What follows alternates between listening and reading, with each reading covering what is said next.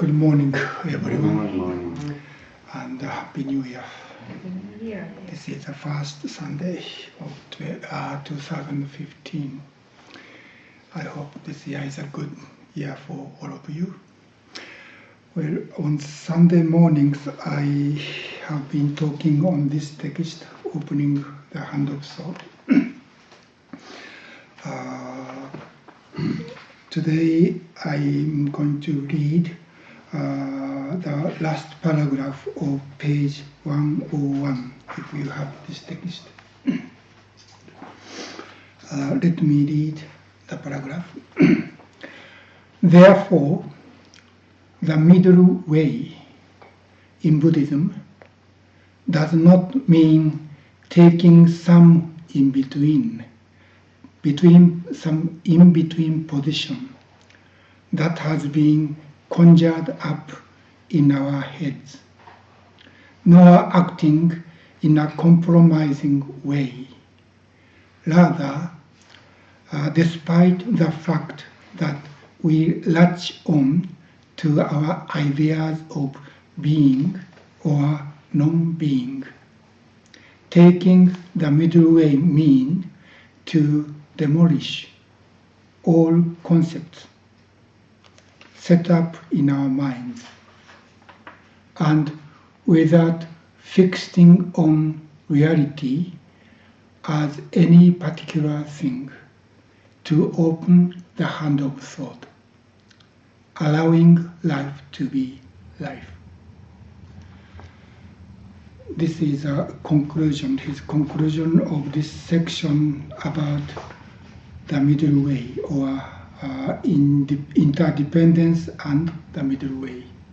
And he explained or discussed the reality of our life is middle way between Okumura Roshi quote Shakyamuni Buddha's saying from Pali Nikaya about Wu and Mu.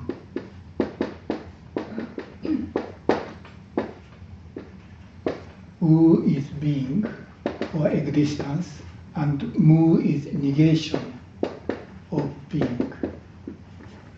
And Buddha said he point out the middle way.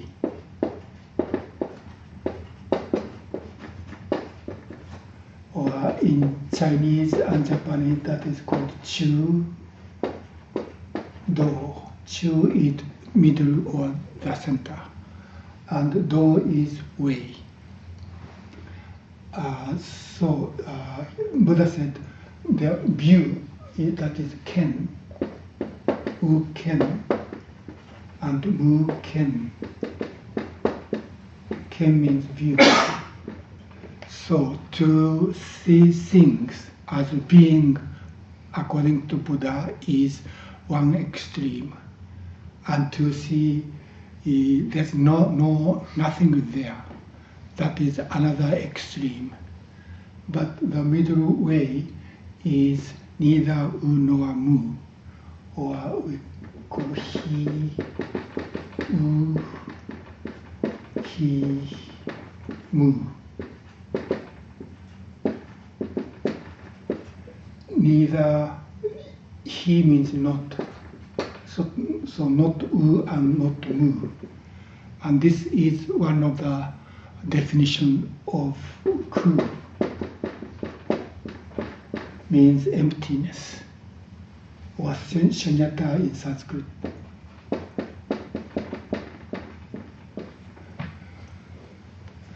So emptiness is not the simple negation of being, and it's not empty is not Mu or non-being. Emptiness is neither Wu nor Mu, neither being nor non-being. And is there such a thing between Wu and Mu, being and non-being?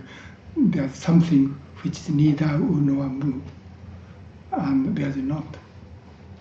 So neither Wu nor Mu means, we have view sometimes when something arouse or appear, we think this thing is here and it is existing. But when sooner or later this thing disappear, then we think this become non-being. That is how our view, our thinking, interpret this process of change, and we create the view of Wu and Mu, and that is how our mind works. But neither Wu nor Mu means there's. It doesn't mean there's something in between these two extremes. But this emptiness or middle way include both and negate both. So this process of being born in our life, being born, living for a while, changing the shape and getting older and pass away. This is a process. But we think Wu and Mu, or when we are born, we start to exist, and when we die, we cease to be. That is our view. But our life as reality is beyond our thinking or viewing as Wu or Mu. It's a processing. Actually, from the moment of Big Bang, nothing added to this universe, and nothing is taken out of this universe. So nothing is increasing. Nothing is increased or added. And even when we are born, and even when we passed away, nothing is taken out. So actually, there's no birth, no death. But from our view, of course, when I was born 66 years ago, I come into being, and sooner or later I'll go out. So from our view, we are coming and going, being born and dying, and living for a while. But that is all our view.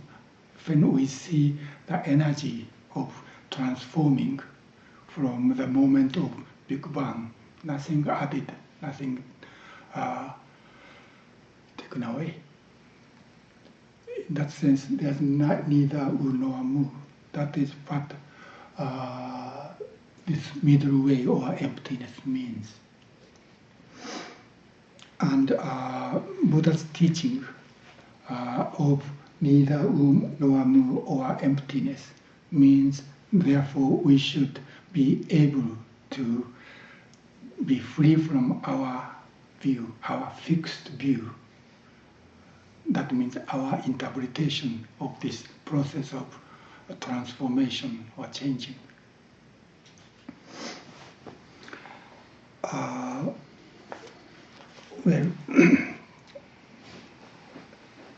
So let me read this paragraph sentence by sentence. Therefore, the middle way in Buddhism does not mean taking some in-between position that has been conjured up in our heads. That means in-between position means,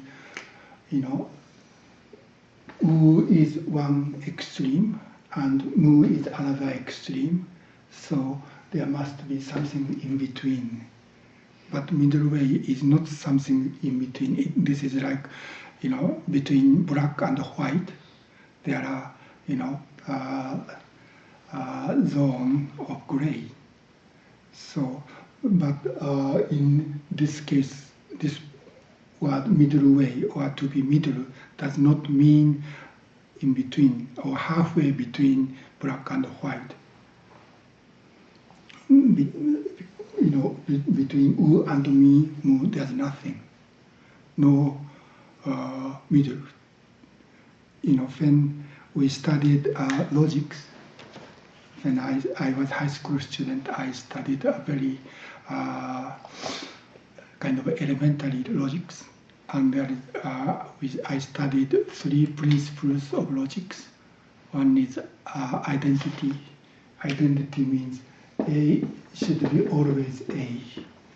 And the second is a principle or law of contradiction. That means A cannot be non-A, I think.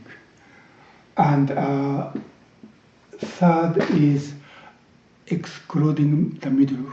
There's nothing between A and non-A.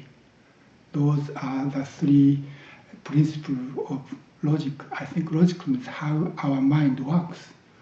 And of course, the modern logic must be much more complicated. But still, in our common way of thinking, these three principles are, I think, still valid. If we think against these three principles, we think that such a statement or discussion doesn't make sense. If when I talk about Shōhaku, and when I say Shōhaku is not Shōhaku, or Shōhaku is something else, then this discussion or statement doesn't make sense. So Shōhaku should be always Shōhaku. And that means Shōhaku cannot be not Shōhaku. And if there are middle between Shōhaku and not Shōhaku, then this statement cannot be logical. So we have to make a concept that excludes the middle.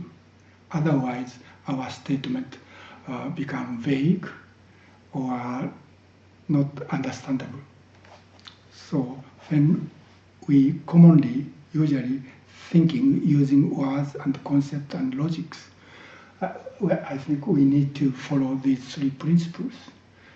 But problem is when we read Buddhist texts, they often violate these principles. That's why we feel, Buddhist texts, especially Zen teachings, make no sense, or at least we don't understand. For example, there is a very early Mahayana Buddhist sutra entitled the Diamond Sutra. And Diamond Sutra is earliest sutra, Mahayana Sutra, even within the Mahayana Sutras. And there are many such examples in the Diamond Sutra. For example, the Diamond Sutra says in one paragraph about what is Buddha. Buddha asked to his disciple Subhuti, "What do you think, Subhuti? Can the Tathagata be seen by means of the possession of attribute?" This attribute in Chinese translation is soul. Means form. That means the Tathagata has form or not. Or is Tathagata can be seen with a form or not. And then Subhuti replied, "No, indeed, Bhagavan, the Tathagata cannot be seen by means of the possession of attribute."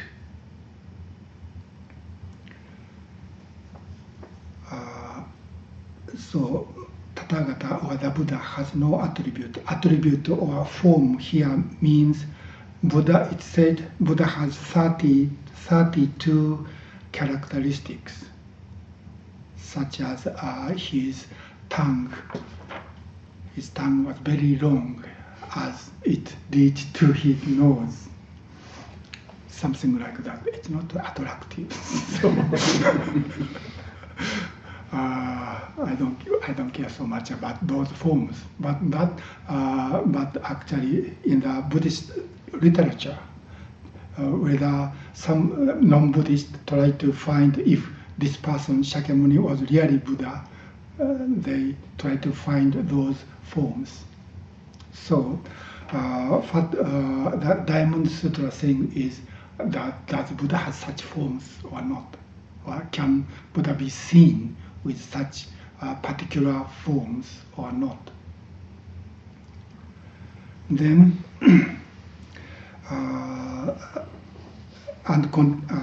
Subhuti continued, and why not?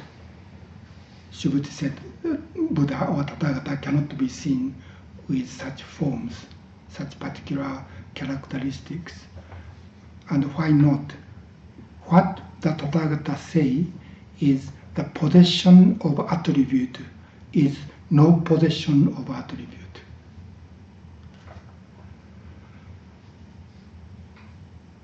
This is one of the examples. If Tathagata has possession, that means we cannot say Tathagata has no possession of such attribute at the same time. But Subhuti said these two means A is non-A. So this is against or violate this principle. Therefore, we don't understand, at least we have difficulty to what this means. And the paragraph continues. This having been said, the Buddha told the Venerable Subhuti, since the possession of attribute is an illusion. So Buddha said, the Buddha himself has such forms is an illusion. And no possession of attribute. Possession of attribute is so, and no possession of attribute is muso. Same mu. And this muso is Jim's Dharma name. So or forms is illusion. And no possession of attribute or muso is no illusion. So it said, so is illusion and muso is no illusion.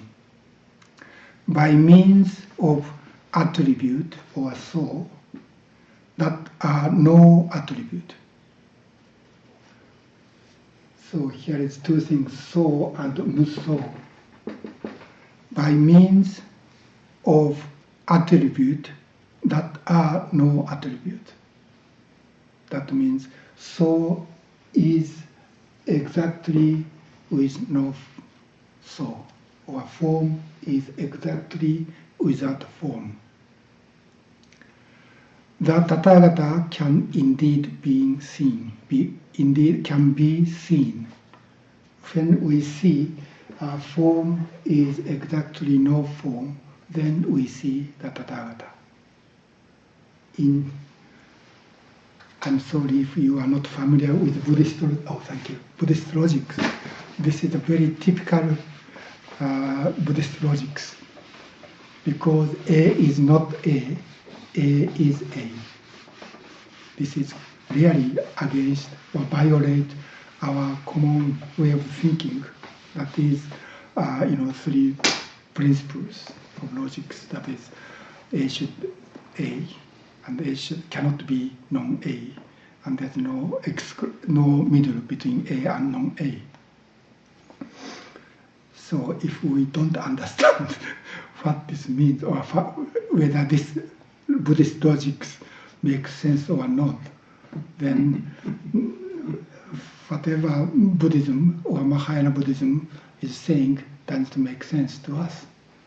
So to me, this is really interesting and important point, what this means. And the Chinese, this is English translation from Sanskrit. But in Chinese translation, that is how we Chinese and Korean and Japanese Buddhists understand or study Mahayana teachings through using Chinese translation. So it's easier for me to discuss with using Chinese translation. And the last sentence of this paragraph from the Diamond Sutra in Chinese translation is Nyaku Ken Shoso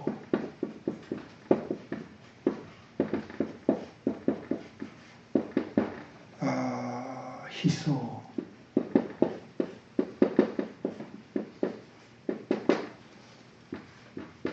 Soku Ken Nyo Dai. Shoso means all forms,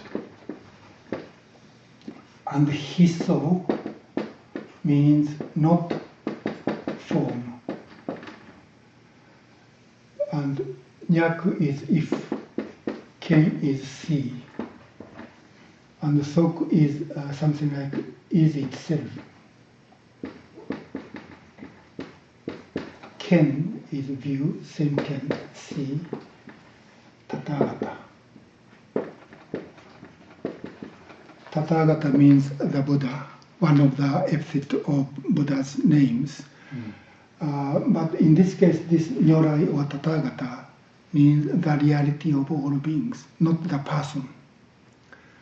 Nyo is Tata, that means the reality as it is.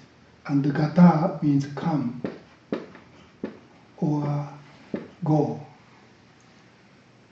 So Tathagata is sometimes translated into English as thus come one, come from thusness.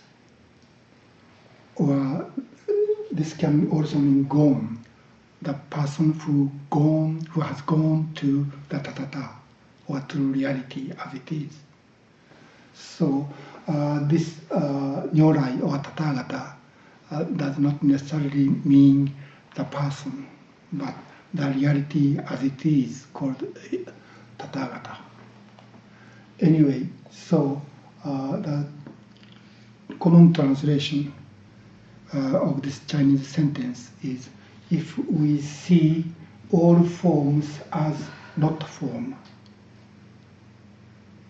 So when we negate the forms and see no form, then we see the Tathagata, or true reality. So that means, when we usually see things with our eyes as a form, if there is no form, we cannot see with our eyes. But this means Tathagata is not something, some kind of forms we can see with our eyes, such as extremely long tongues. That is not what Buddha, that characteristic we can make judgment if someone is Buddha or not.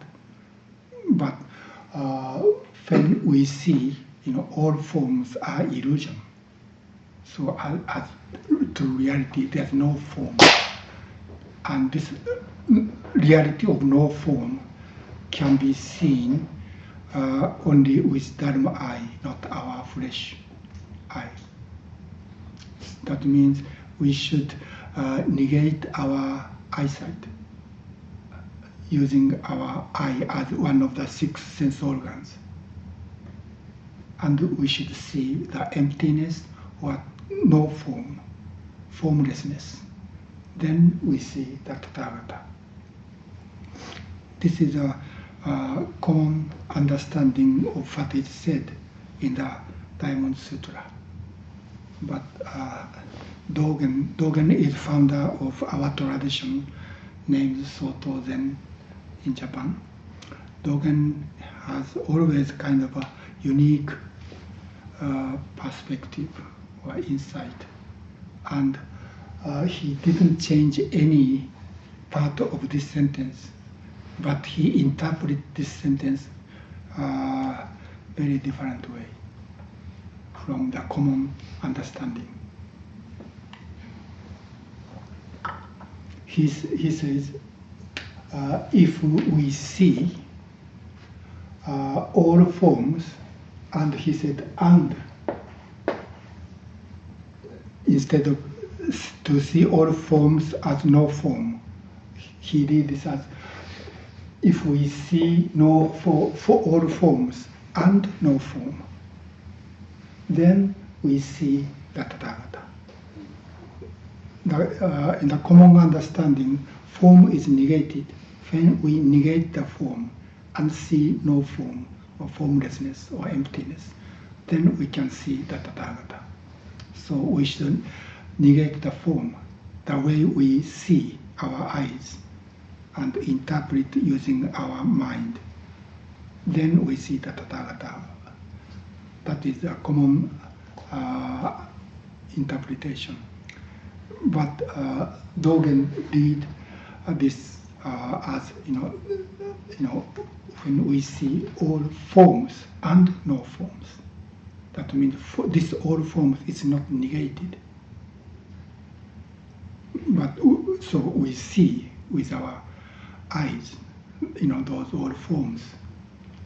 These markers, my hands and glass and everything as form. But all of these forms are no form.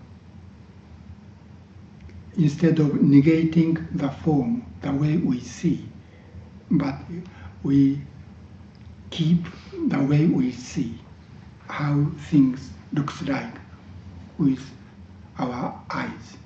That is one thing. But we also see the no form. The form is no form. Therefore, we should, instead of negating the form, but we see the form, and also we see no form. Then we see the Tathagata.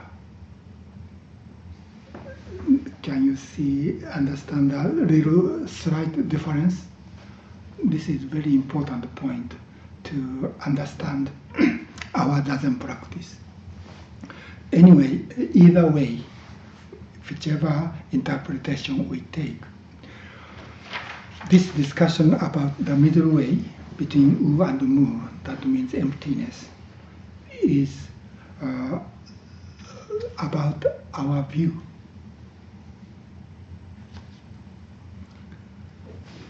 That is what he's saying. This middle way is not in between position between A and B. And also,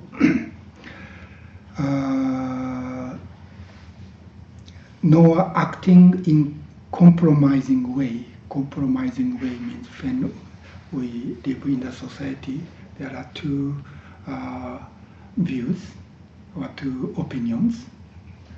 And when we have a conflict, we try to find something in between these two contradicted opinions and try to compromise. That is how we can interpret this word middle or chu. But Uchang Roshi is saying that is what this middle way can mean. I have a question. Please. I'm sorry to interrupt, but why would someone say there is form and there's no form, both things at once? Would that mean, for example, here's this pillow, obviously it has form, and does this statement mean that at the same time, while it has form, it also has no form? Yes. Okay. And why would they say that? Is it because it doesn't exist permanently? Yeah. Is that why, Yeah. you think? Yes. Okay. Thank you. It's in the case of what is that? A supporting mat. Yes. for example, when I use this marker, this mark, I often talk about the marker because this is most at hand. Of course, now I see this marker, and this marker is here, and it's existing. But is this really a marker? Well, does this marker really existing or not? Existing means it's always here. Okay. Because this has no fixed form. So this negation is something fixed and unchanged. Does this has unchanging entity? This is a collection of different elements. And when this was manufactured at a factory, this became a marker. And as far as I can use this as a marker to write something on the whiteboard, I call this a marker. But when the ink dried out, I changed the name of this, and this became a trash, and I put this in the trash box. So the marker is a concept. It's not really this thing. Does it make sense? Yes.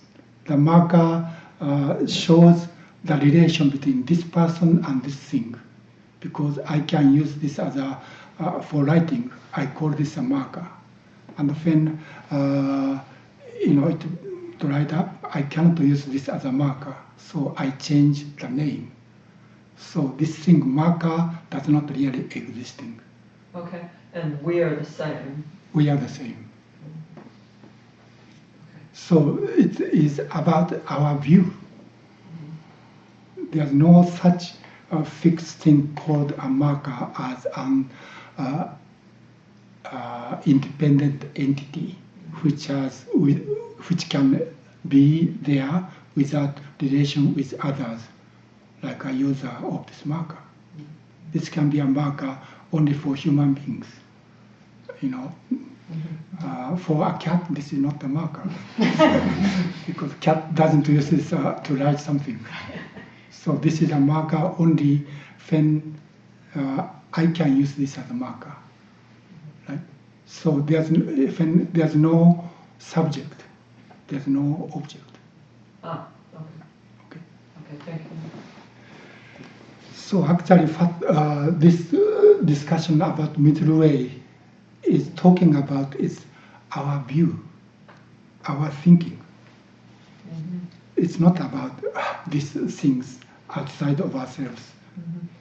Well, isn't it also about change? Yeah. And about time? Yeah, it has no fixed self-nature, self-identity. Yeah. So this can be something else. Because this is a plastic, this might be used to be our oil. Yeah. And when it becomes plastic and inserting shape, and the ink is put in, then this becomes a marker. Yeah. In beginner's mind, Zen mind, beginner's mind, he talks about a bird, and he says, this bird, of course it exists, but what I mean by that, he means himself. What he means by that might not be the same thing as what someone else means, and he says something like, you probably think it exists substantially. He uses the word substantial. And I always thought he meant it exists now, but it didn't exist yesterday, and it may not exist tomorrow. Yeah. But what you're saying is it's more about our view and how we think of it, and the relationship between. So emptiness has many perspectives. Yeah, and so substantial, that word to me means it's about physical existence. Yeah, there's something which doesn't change. Right. But there's no such thing. Well, forget about the change for a moment. Okay. And just say substantial or insubstantial. Sometimes when we use the word insubstantial, we mean something that's about thought. right? Abstract thought or concepts.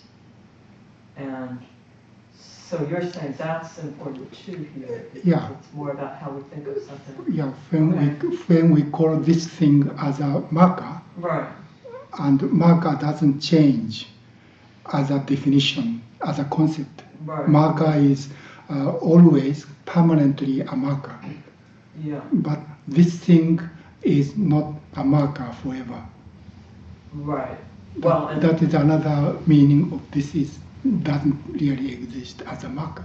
right. Well, what you said about the cat was also very helpful, I thought, because even though the marker is the same physical thing, it's not the same to the cat. Right. Because the cat doesn't think of it, can't use it. Yeah. Okay. All right, I think that's very helpful. Thank you. I'm sorry if I took too much time. No, that's okay. Thank you for making my I think it's discussion hard to understand. clear. Yeah, this is really interesting but difficult point of Mahayana Buddhist teaching or logics. So we have to really understand. Anyway, then Uchamura said, rather, despite the fact that we latch on to our ideas of being or non-being, latch on, does it make sense? We grasp this as a marker. And so often we think, this is mine. When we say, this marker is mine, this means there's a subject that can be owner, and this thing as object, and object of my possession. We, in our common way of thinking, there's a subject, object, and relation. But he said that is just our mind does, our mind activity. Actually, there's no such thing called a marker that can be possessed by this person, Shōhaku. And even the Shōhaku doesn't really exist as a fixed entity with substance. So, in a sense, this things happening is like a dream, or like a, one of the examples Buddha uses like a banana tree. Banana tree. Banana tree is not really a tree. It's like a grass.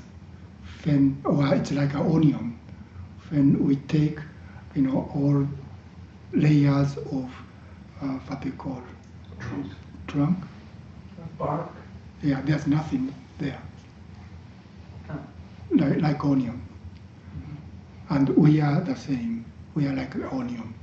There's no such thing called Shōhaku. When I take out the element of Shōhaku as this collection of 5 skandhas, body and function of my mind, and my knowledge I studied. When we take all that element of Shōhaku, then nothing there. That is another meaning of emptiness. So there's no fixed entity called a Shōhaku. Isn't it hard for you to believe that, though? It's hard for me to believe that I don't exist in this way. Well, onion exists as a collection of elements. Right. And Shōhaku exists as a collection of my elements. But it has no substance. It's just a collection of different elements. So this is Shōhaku, and this is very precious to me. Right, yeah. But I can also see there's nothing called Shōhaku beside this collection of elements. So we cannot attach ourselves to this thing because this is simply a collection of different elements. And yet, because this is impermanent, I have to really carefully take care of this 5 skandhas. So there's no Shōhaku as a fixed entity does not mean this is not important. Because of that, this is important. So I have to take care of these 5 skandhas. Otherwise, this might disperse any time if we are careless, and if we don't take care well. These 5 skandhas, disappear any time. Therefore, we have to take care and keep our 5 skandhas, healthy as much as possible. So, seeing low substantial does not mean not important or not precious. Does it make sense? So, I believe Shōhaku as a collection of 5 skandhas are here for now, at this moment, and I try to take care of these 5 skandhas in the way I can function as a Buddhist teacher. That's why I eat certain food and I do certain exercise, and I keep studying to keep these 5 skandhas functional as Shōhaku. But I cannot cling these 5 skandhas as something which doesn't change and which does not disappear. Actually, this disappears sooner or later, any time. And yet, at least at this moment, this Shōhaku existing or living as a Buddhist teacher. So I try to do my best to take care of these 5 skandhas that can be functional as a teacher. So this Buddha's discussion about emptiness or non-substantial has nothing to do with value judgment. Whether value judgment, whether important or not. Actually, this is really important. But if we think this is important, therefore I attach this as me, then we make a trouble. Because even we attach to these 5 skandhas, 5 skandhas are changing and sooner or later disappear. Then my attachment is meaningless. And we feel, what I'm doing is meaningless. So when we see, we are like an onion or a bubble, it appears and is changing, staying for a while, and sooner or later it disappears. When we see our life in this way as a process, then we don't need to attach these 5 skandhas, and yet we can take care of this, keep in a healthy condition. I think that is what Buddha teach. To take care of 5 skandhas means to see precious, in a sense, to love these 5 collections. And yet we don't attach. So love without attachment is compassion. And that is what compassion means in Buddhism. When Buddha has compassion, that means Buddha take care of all beings without attachment. And for us human beings, love and attachment is the same thing, or looks same thing. I love, when I say I love beer, means I attach to drinking beer. But love and attachment can be very different thing. Love can be selfless, but attachment is really selfish. That's a difference. But by seeing the emptiness of these 5 skandhas, still we can love these 5 skandhas, but we cannot have attachment to these 5 skandhas because it's not there. That is, I think, the point of Buddha's teaching about emptiness. So to be empty does not mean not important or precious. Because of emptiness and impermanent, now this moment being as Shōhaku is really precious, because we may lose any time. So we have to make our utmost effort to take care of these 5 skandhas. Not only my 5 skandhas, but other people's 5 skandhas. To, in a sense, to have this kind of meeting or gathering to study Dharma is really precious. But there's no such fixed entity called Sanshin Zen community. So when people leave, there's no such Zen community. But at least today, at this moment, these people are getting together and study Dharma, and I can express my understanding of Dharma. To me, this is really important and precious. And yet, if I think, Sanshin community lasts forever, then that is delusion. And when the time comes, I have to retire, I have to leave, that's okay. So the impermanence means this, even though we are changing, or the things or conditions are changing, still this moment is really precious, because we cannot have this moment and this condition again. So when we discuss, or Buddha discussed about non-substitutionality or emptiness, it has nothing to do with a value judgment.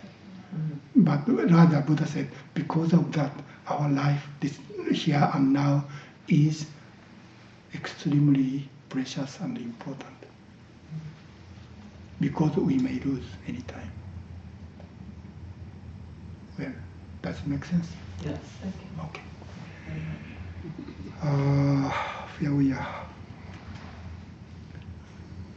So, next sentence. Rather, despite the fact that we latch on, grasp, our ideas of being or non-being, or important or not important, or like or dislike, taking the middle way means to demolish.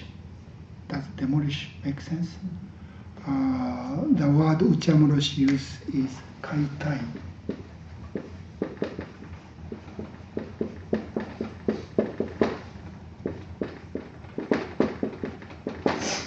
Tai is body, and kai is like a what is the word? Deassemble. This is a collection of 5 skandhas, and deassemble. There's no such things called Shōhaku. And kaitai can also means deconstruct. In modern Western philosophical term, that means we grasp something, for example, this as a black marker, and usually we latch on, this is a black marker, and this is mine, and I'm bound with this idea, this is black marker, this is Shōhaku, and this is mine. Then we are not free. Of course, marker is not so expensive, so I don't attach myself so strongly. But that can be something else, like a more important thing. So by demolishing or deconstruct all concept, seeing this is not really a black marker. This is a black marker only when I can use this as a marker. Then, demolish all concepts set up in our mind. And this is all what is happening in our mind. This has nothing to do with what this actually is. This is what Buddhism, or Okumura Roshi now is discussing, is relation between this person and this thing. And this thing appeared as a black marker to me at this moment. So without fixing on reality as any particular thing. So this is changing. This is in the process of transforming. And this is also in the process of transforming. And this work together. And create and manifest my life moment by moment. This is how we see the reality of our life according to Buddha's teaching of emptiness. Then he says to open the hand of thought. So this is about our thinking. So open the hand of thought is the title of this book. And opening the hand of thought means our zazen.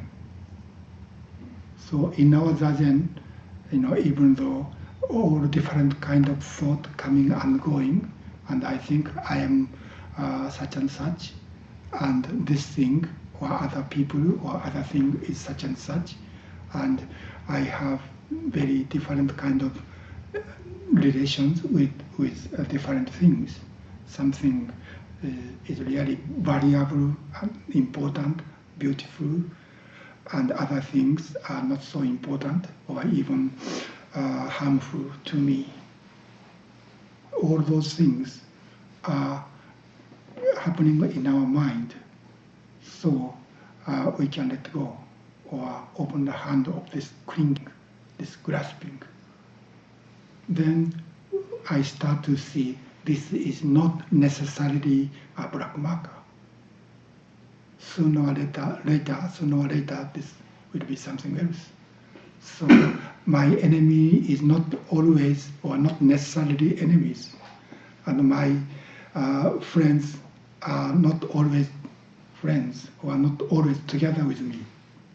So we have to open our hand.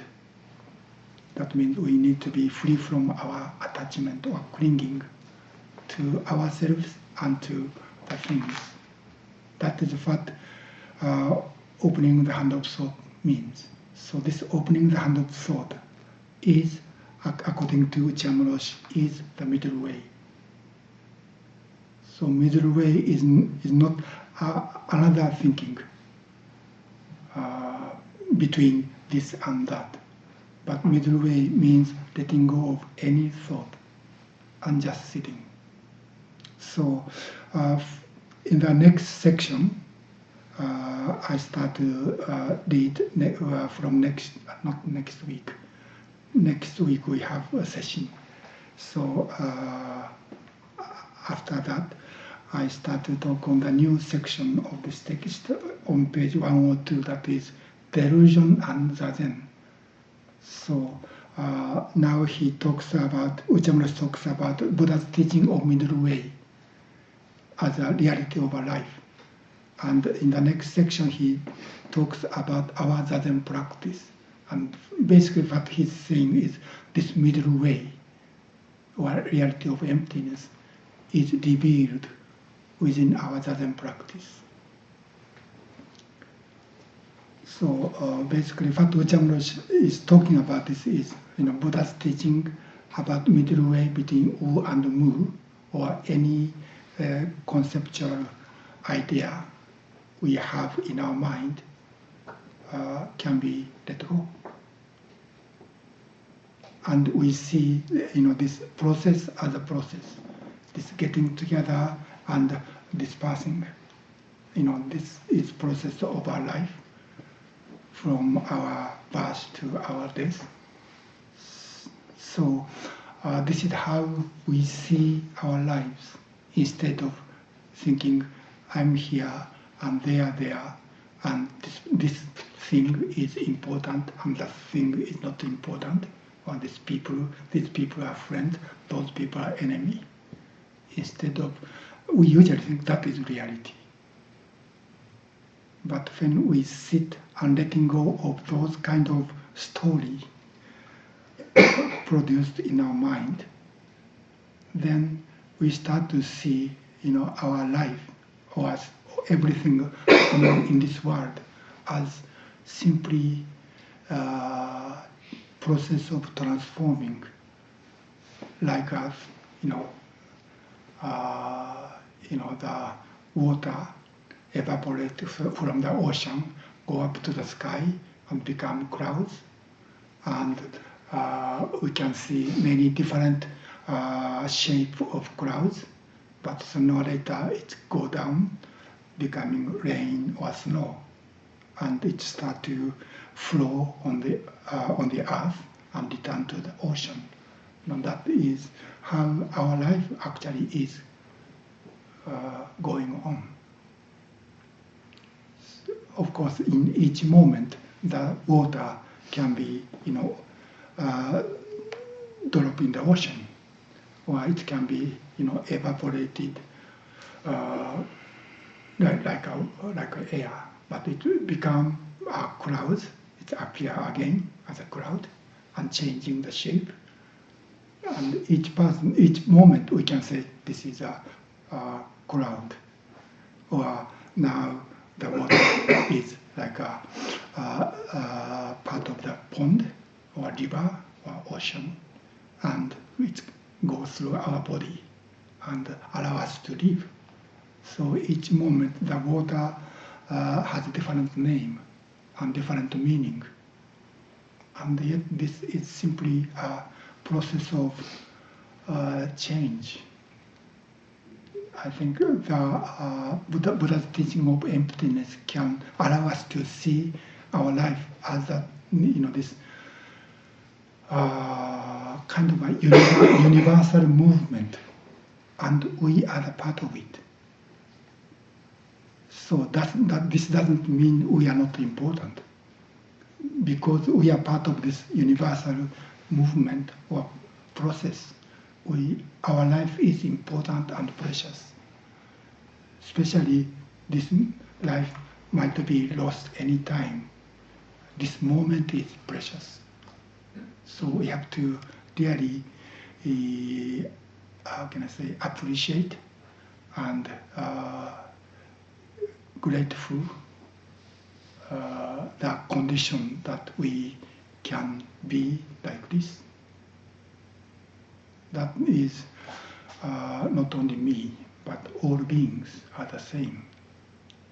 In that sense, as Dogen said in the beginning of Genjo Koan, all beings are Buddha Dharma. Not me, enemy, and friends, but all beings are Buddha Dharma means everything is within this universal movement. So everything happening within this universe is precious. So he said, to open the hand of thought, allowing life to be life, instead of part of story created in our mind. Our life be just life, that is evolving. And one, excuse me, it's already 11:15. But one more thing I just want to point out. What Demolishing is discussing, his discussion is not so philosophically not so difficult. He didn't use so many Buddhist technical terms. But basically what he's talking about, the Buddha's teaching of middle way, or our Zen practice, using a very concrete examples, is basically the same thing with what Nagarjuna says in his very difficult discussion in Madhyamika Karika. In the very beginning of this text written by Nagarjuna, he wrote a praising verse of Shakyamuni Buddha and his teaching. And what he says is, I pay homage to the fully awakened one, that means Buddha or Tathagata, the supreme teacher who has taught. So what Buddha taught is the doctrine of relational origination. This relational origination is another English translation of interdependent origination. The blissful cessation of all phenomenal thought constructions. All phenomenal thought constructions. So everything we think is a thought construction, and we think that thought or the picture of the world created in our mind is reality itself. But we should see those are the thought construction, production of our thought. So it's not necessarily the true reality. Then we can, open our hand. And he continues. He said, therein, every event is marked by non-origination, non-extinction, non-destruction, non-permanence, non-identity, non-differentiation, not non-coming into being, non-going out of being. So this is a summary of Nagarjuna's discussion about the emptiness. And what Okumura Roshi is discussing in this text is exactly the same thing. But because if Okumura Roshi wrote like Nagarjuna, no one read it. So he avoid using Buddhist technical terms. But I think my job is to kind of translate Okumura Roshi discussing using not so difficult technical terms into a kind of a context of Buddhist philosophy. That's why I'd like to mention, what Okumura Roshi is talking about Zen is exactly the same with what Nagarjuna is discussing. And Nagarjuna's discussion of emptiness is one of the most difficult teaching in Mahayana Buddhism. So even though Okumura Roshi's style of writing is very kind of clear and understandable without using much philosophical concept, but what he is talking about is not really easy thing. That is what I'd like to talk. I'd like to make a kind of bridge between Okumura Roshi's writing and Buddhist kind of a philosophy. I'm sorry, I talked too long. Any question or comments, please? The internet has a question. So Ashley Rebecca had a question. She asked, let's see, are the only things that are fixed or permanent are our thoughts and inner ideas about things? So is the only thing that's fixed/permanent our thoughts? And she says, is it similar to Plato's theory of forms, where he said that the most important thing is our thoughts because anything physical is non-permanent? Our thought is also not permanent, but concept made by our mind doesn't change.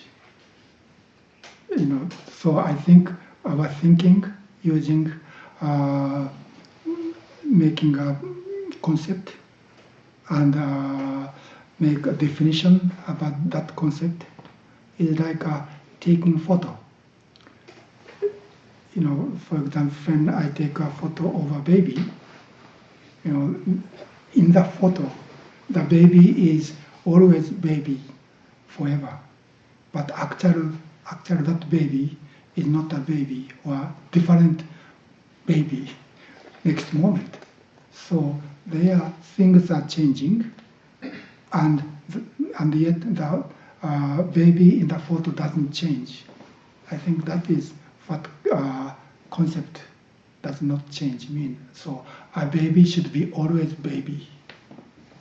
A should be always A. That is principle of identity.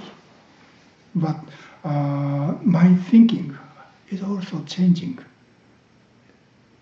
My thinking about that baby, even though the baby in the photo is different, or not, doesn't change, but my thinking about that baby next moment might be different. So our thinking as kind of a action or activity of our mind or our brain is also changing. So not changing is a concept, not our thought, I think. Okay. Okay. Anything else? I have a couple questions. Okay. So you were talking about existence and non-existence and using the black marker. It exists because you have this concept of the black marker is in front of you, and non-existence is that it's going to not be a black marker at some point in the future. But also, isn't at that very moment, it's also not a black marker, it's just a collection of atoms, Yes. which, okay. And that also the same thing as, for the cat, this is not a marker. Yeah. And then the other thing I was thinking about, so we experience everything through our mind, like the stuff that I see is not reality. It's the photons that came into my eye, which were interpreted by my brain and created a model in my head, and that's what I'm seeing right now. I'm not actually seeing reality at all. I'm seeing the interpretation. My experience is actually the interpretation of the world around me through my brain. So, how is it that we can see reality at all? I mean, if it's going through our mind filter. Yeah, that is a question, a very important question, and I think Dogen raised this question. When he quote the example, four different beings see the same water as different way. He said, for the fish, water is like a palace, and for us, water is water for using, drinking, or something else. And it is said, for the heavenly beings, water is like a jewel, beautiful thing. And for the hungry ghost or hell dwellers, water is like a blood or something else. So that is what is said in Mahayana teaching. Even the one same thing can be seen by different beings depending upon their karma. But Dogen question, it is such one thing that is beyond all views made by beings with certain karma. I mean, when we see water as water, that is my karmic view. How can we know there's a water before being seen by all, karmic beings? It is such a thing or not? How can we know? So we are not certain whether such a reality that really existing is really there or not. But we have to live based on our view. And among human beings, we share the same brain, same kind of brain, so we can agree with certain things. That is kind of rules, or how can I say, the concept we share. And therefore, to be a member of a human world or human community, we have to study how traditionally, at least one society, how people have been seeing this world and how evaluate things. So education is really important. So the way we think, the way we view is kind of created not only by our personal karma, but by the kind of the karma shared by the member of the world or member of the society. and we are the production, but we also produce as a member of that society. So, what is the point of the question? Well, so if you experience everything through your mind, or you assume that that experience that you have is coming through your mind, how do we know that this is not just some sort of simulation and we're in the matrix? Well, as Buddha said, some of our perception are, we have ordinary perception. Ordinary perception means majority of people agree. We agree this is a glass case, and it's not a mistake. But when I see this as a chocolate, then this is a disordered conception. So within certain community of people, there's how can I say, relatively correct perception, and mostly not correct perceptions. So we have to study, which is relatively true and which is, or majority of people agree or not. That is how we live as a member of the human community, and that is important to live as a human beings. That means our view is also important, even though this is not necessarily the reality itself. Is this the answer to your question? Your original question was, is it possible to experience reality directly? Right. Wasn't that your... Yeah. And I think probably the answer is no, right? I think yes. Oh, you think yes? Okay. I mean, we live with our mind that creates illusion. That is reality. Illusion is reality. No, illusion, our ability to create illusion is reality. Yeah. Reality of our life. Well, That means we make mistakes.